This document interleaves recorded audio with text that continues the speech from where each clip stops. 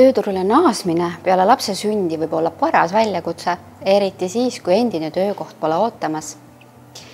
Peas on kümneid küsimusi. Kas jätkata endisel ametikohal või leida uusi väljakutseid? Kuidas tasakaalustada töö- ja pereelu? Ja milline on dünaamika erinevate rollide vahel?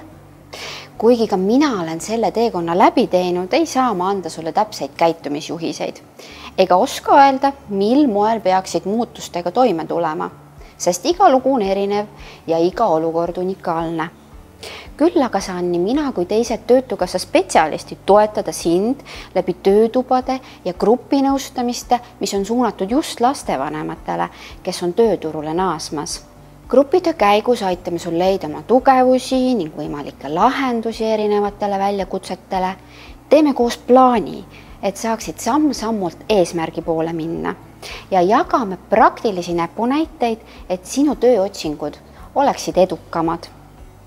Nendel kohtumistel leiad endale mõttekaaslasi ning saad teiste osalejatega jagada oma lugusid tööotsingute osas.